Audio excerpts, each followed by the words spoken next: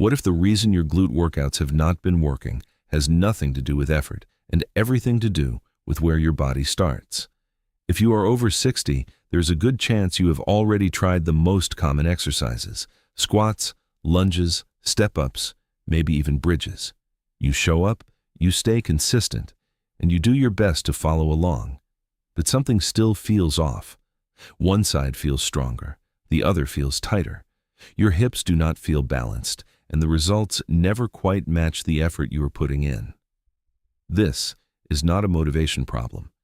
And it is not because you are doing the wrong exercises. It is because your body may be starting from an uneven position before the movement even begins. When one side of your hips is doing more of the work, every repetition reinforces that pattern.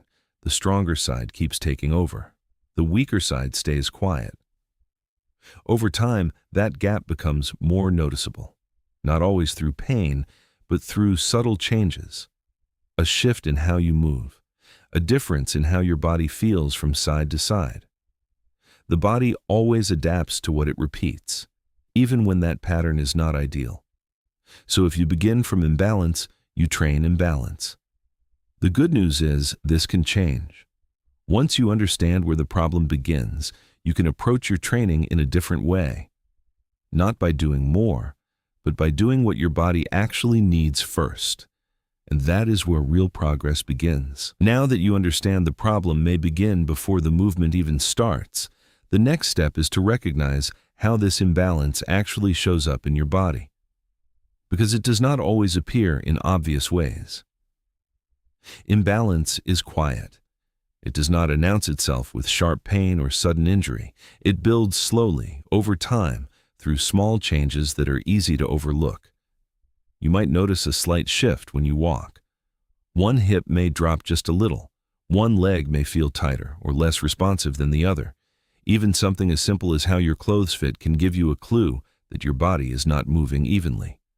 Because these signs are subtle, many people ignore them. They continue their usual workouts, believing consistency alone will solve the issue. But without realizing it, the body begins to compensate. The stronger side takes on more of the work. The weaker side becomes less active. And with every repetition, that pattern becomes more deeply ingrained. Over time, this imbalance can affect more than just your hips. Your lower back may start to feel strained. Your knees may take on extra pressure. Movements that once felt natural may begin to feel slightly off. Not enough to stop you, but enough to reduce your confidence.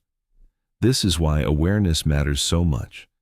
When you begin to notice these small signals, you gain valuable information about how your body is functioning. You start to see patterns that were once invisible. And once you can see them, you can begin to change them.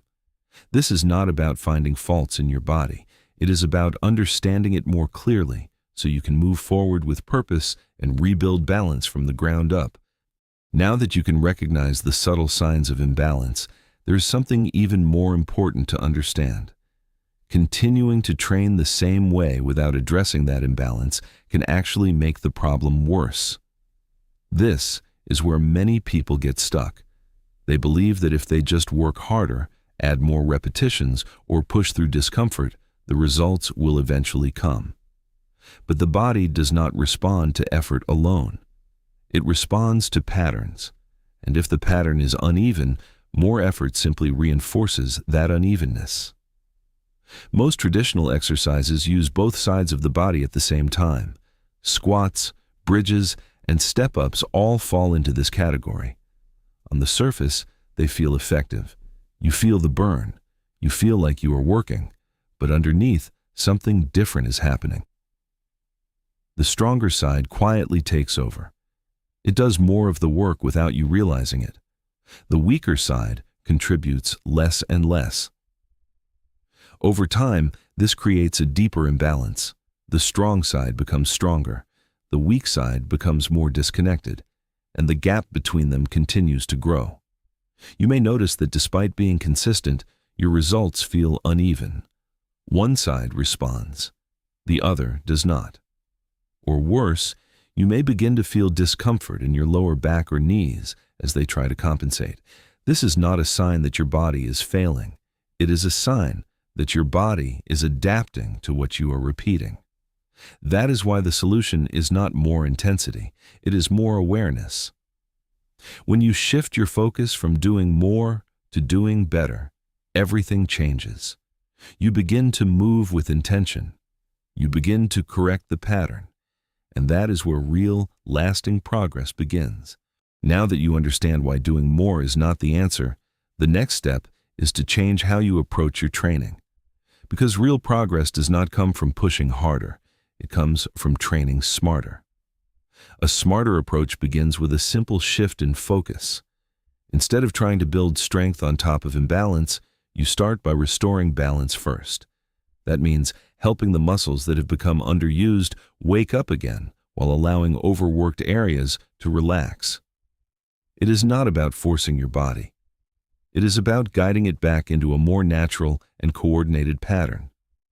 The body is incredibly adaptable, even after 60. But it needs the right signals. If you skip the foundation and jump straight into strength exercises, you may continue reinforcing the same uneven patterns. That is why the process needs to start differently. First, you release tension in areas that have become tight over time. Then, you gently reactivate the muscles that are no longer contributing as they should. Only after that do you begin to rebuild strength, making sure both sides are working together instead of competing. This approach changes everything. Movements start to feel smoother. Your body begins to respond more evenly.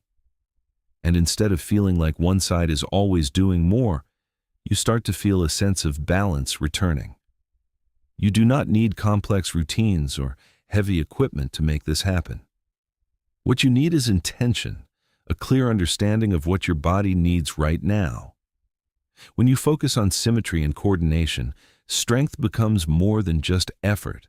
It becomes something your body can actually use in real life. Now that you understand the importance of restoring balance before building strength, the first step becomes very clear. Before your glutes can work properly, your hips need to let go of the tension that has been holding them back. Over time, especially with more sitting and less varied movement, certain deep muscles in the hip can become tight and overactive. You may not always feel this as sharp pain. Instead, it can show up as stiffness, a dull ache, or a sense that one side of your body just does not move as freely. When this tension builds, it can limit how your hips move and prevent your glutes from activating the way they should. This is why stretching is not just about flexibility. It is about creating the right conditions for strength. If a muscle is constantly tight, it can block the signal your brain is trying to send to the glutes. So, even when you perform an exercise correctly, the right muscles may not fully engage. A simple lying hip stretch can make a meaningful difference here. By lying on your back and gently opening the hip, you allow the joint to relax and create space for better movement. There is no need to force the stretch. Slow breathing and gentle pressure are enough to help your body begin to release. This step may feel small, but it is essential. It prepares your body for everything that follows. Without it, you may continue to train around the problem instead of solving it. When you take the time to release tension first, you give your body the opportunity to move more freely, activate more effectively, and build strength in a way that finally feels balanced and natural. Now that you have started to release tension in the hips, the next step is to wake up the muscles that have been quietly underused for a long time. These are not the big muscles you usually think about. These are the smaller stabilizing muscles that sit on the side of your hips and help keep your body balanced with every step you take. These muscles play a key role when you stand on one leg, shift your weight, or change direction. But here is the problem. Most common exercises do not train them directly. Walking moves you forward. Squats focus on larger muscle groups. Over time, these stabilizers can become less active even if you feel like you are exercising regularly. When these muscles are not doing their job, your body finds other ways to compensate. You may lean slightly to one side. Your knees may drift inward. Your lower back may begin to take on more work than it should.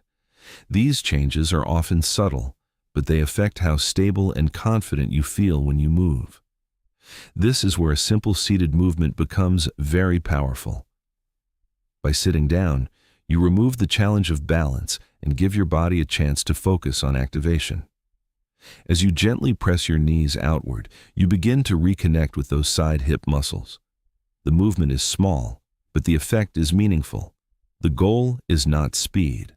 The goal is awareness and control. With each repetition, you are teaching your body how to engage the right muscles again.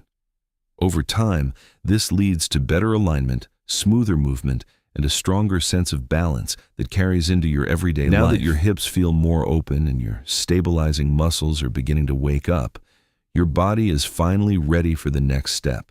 This is where you start to build real strength, but not by pushing harder, by moving with control and purpose.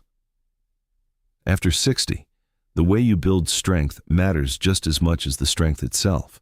Movements that place unnecessary strain on the knees, hips, or lower back can do more harm than good.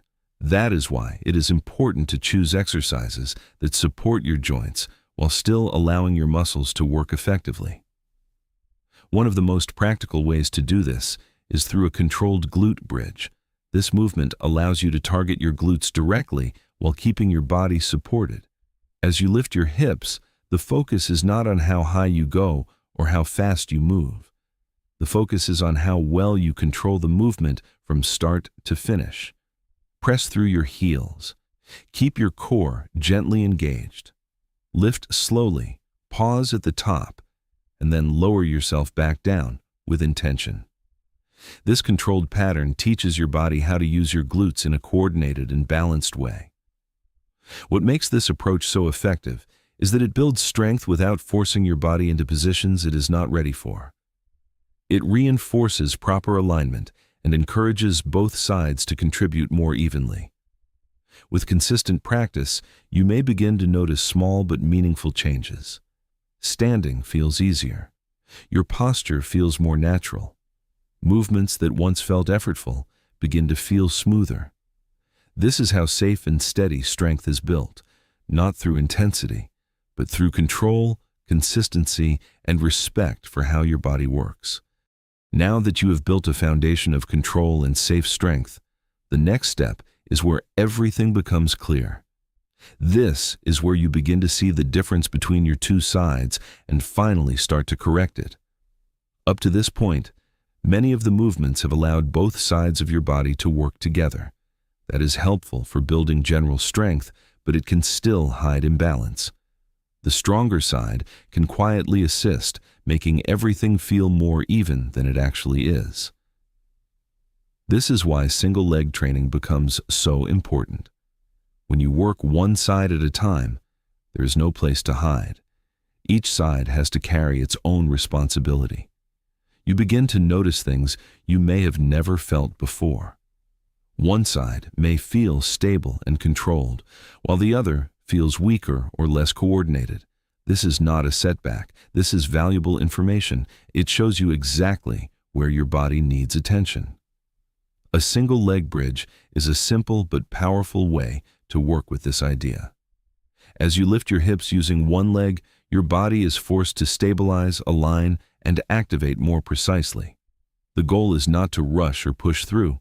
The goal is to stay controlled, keep your hips level, and allow the working side to do its job fully.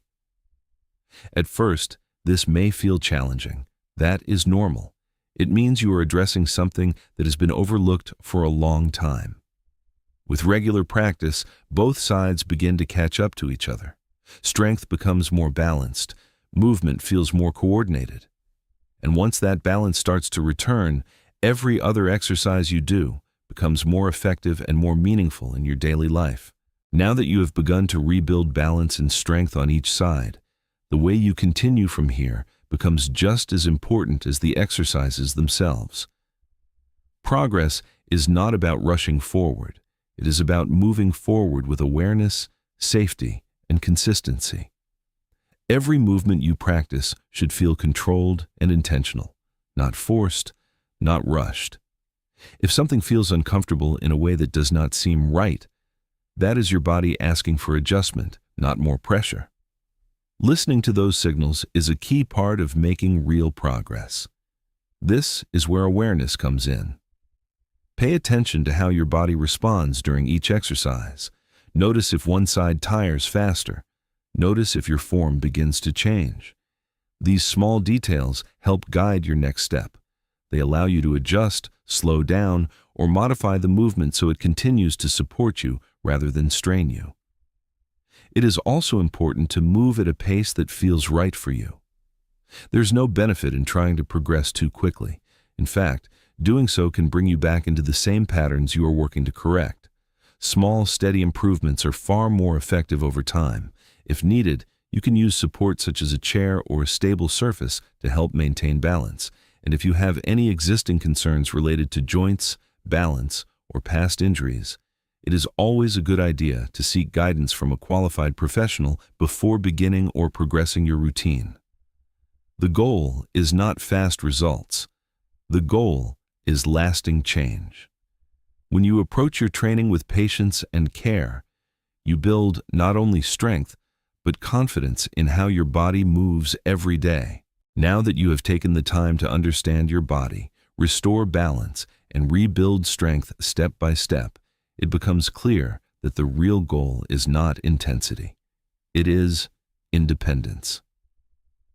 After 60, strength is no longer about how much you can lift or how hard you can push. It is about how well you can move through your daily life with confidence and control.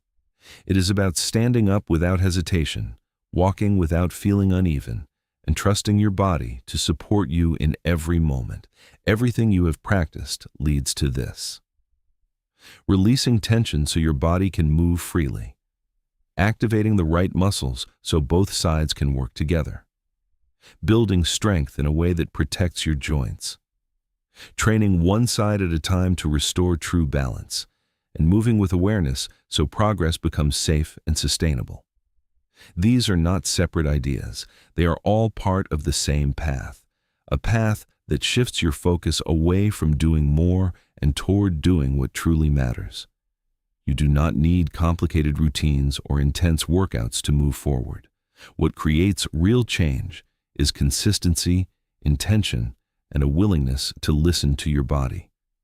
Small actions, repeated over time, can reshape how you move and how you feel. Most importantly, this approach reminds you that it is never too late to improve. Your body is always adapting. It is always responding to the signals you give it. So from this point on, every controlled movement you make becomes more than just exercise. It becomes an investment in your future. A way to protect your independence, support your well-being, and continue living with strength, balance, and confidence every single day.